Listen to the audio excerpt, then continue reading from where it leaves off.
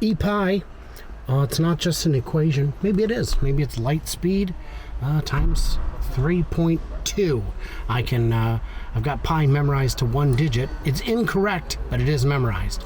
Hey, I'm Brian. Welcome to Futurazza. Special guest star joining me today, Rosh. You may know him from editing these videos, so thank you for that. We are checking out the E-Pi, but we're not really checking it out because we've checked out so many cars. I'm like on the verge of tears. I'm going to have a nervous breakdown. They're all great. They're all amazing. I can give you some quick highlights of this car. You've got things like, tray table. You've got things like, do I push this? Yeah, you got this. Is that it? What do I do? Oh, I just do that. It's a fridge. Of course it's a fridge. You've got your air conditioning. You've got all that. You've got a big screen. You got a big fancy rear view mirror. You got sunshades over here. You got a big old TV. And a hook. And a hook for your coat if your coat is very short. I think it's for plastic bags or something. Oh yeah, that's for your groceries. Oh my gosh. These seats, ridiculously comfortable. Of course they are. That's not the story we're getting at today. All of these features are crazy. A lot of people will say, oh, I don't need those features. I just want a van with 2 seats and cargo space. They sell and those. A cheap car. And a cheap car. They sell those. Not at this place, but those exist too. But most people don't want a cargo minivan. That is a use case. They're trying to build cars that most people mostly want most of the time. And they're building them. That's not the story. The story is this gets about 320 miles of EPA style range. On the CLTC, I had it here, it was how many kilometers? Let me find it. CLTC kilometers, 636. So on the EPA, that would probably be about 350 to 380 miles, pure electric. Is it 8? Is it? Car? This is the 8. Okay. The one over there is the 7. Okay. Yeah. Yeah. So, and does it look good? I don't know. You tell me. It is a minivan. There's a limit to how good they can look.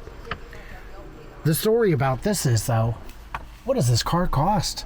With all these bells and whistles, with that fridge, with these screens, with that screen, with a big trunk. Mind you, this is a 5-seater, not a 7-seater. So it's more of a big SUV than a van, I guess. You got a feature. What feature we got here? Oh, this is the feature. A 5th seat. That's Right. That's fine. All of that works just fine. Got to pull that latch. Okay. The story is, what does this car cost? 180,000 RMB. It's like 25 grand. 25 grand for this. Well, it's going to wear out. It's going to break. I mean, maybe. You can actually take this on the road. Yeah. No, it drives. It drives. If it breaks, it's under warranty in China. And we were talking with William, Rosh and I were talking with him, and we were saying that, look, the tariff situation is such that these cars will never come to the U.S. Maybe someday they'll be allowed to come to the U.S. in the form of a factory being built in the U.S. Certainly not in the next 3 years. Maybe not ever. But the market is bigger than just the U.S. The world actually exists. Europe is softening to Chinese imports. Canada appears to be softening to Chinese imports. A lot of political capital has been set ablaze in recent months.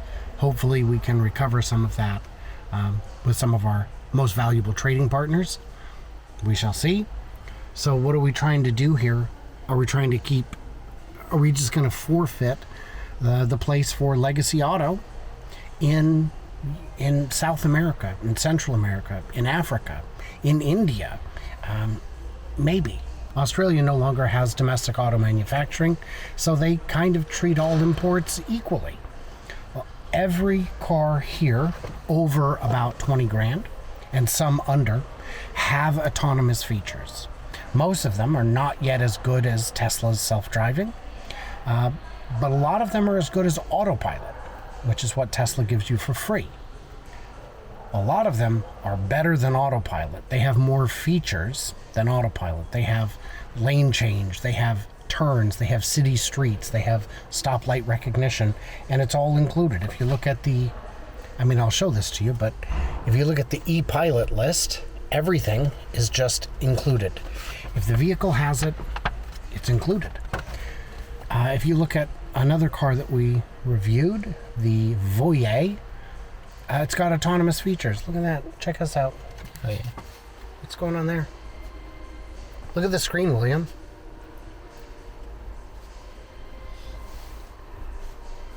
Isn't that wild?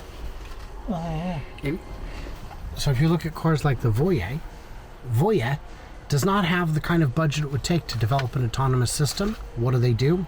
They're licensing Huawei's system. That's value.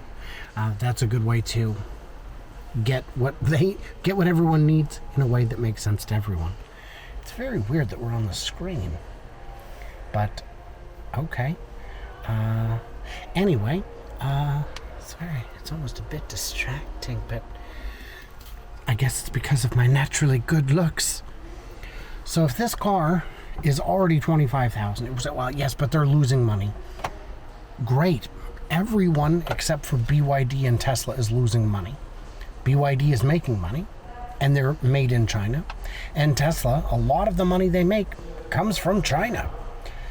We can't criticize BYD. Well, we can't criticize BYD because they're not losing money, except that they are hiding some money in the supply chain. Different matter. I'm not getting into all that. A lot of these manufacturers, I would bet good money that this company is losing money. EPI on overall on vehicles. But so's Rivian, so's Lucid, so's Ford, so's GM, so's Honda. They're all losing money. We don't get to uniquely criticize China for that. And I will say one more thing, in case it sounds like I'm being too soft on China. China has a second way of hiding losses that US companies don't. A lot of the car brands that you'll see are not made by the company that's name is on it. It's made by someone else. The Huawei car is not made by Huawei. It is designed, it is engineered, it is integrated by Huawei. It is manufactured by, I think that one is GAC, which is a government company. So while Huawei can lose a little bit of money on the car, the government company can lose additional money and you would never see it. Xiaomi's doing that. Xiaomi's losing a little bit of money on every car. They're building in partnership. I'm quite sure they're with GAC. They're losing a pile of money on top of it. SAIC, BAIC, there are a lot of government-run car manufacturers, and it shows because a lot of these cars have a whole lot in common. But that also allows them to save a whole heap of money. So I am a little concerned with the fate of a number of auto manufacturers, specifically Stellantis. All things Stellantis appear in trouble. Hopefully they can get their ship in order. We've seen a lot of Buicks on the road. These are no Buicks I've ever seen. They are clearly made in some kind of partnership with some kind of domestic manufacturer. And when I say made, I mean designed the whole shebang. So, guys, I think I've talked enough about this. It is a concern. These are some good looking cars. We'll get a little bit of B-roll. Hopefully that's been playing while we've talked. But what did I miss? What did I misunderstand? Leave it all into them comments below. Stay civil, would ya? I mean, I get it. I'm too pro-Elon. I'm too anti-Elon. I'm too pro-China, and I'm too anti-China. Guys, if I seem like an extreme to both ends of the spectrum, I might just be a radical centrist.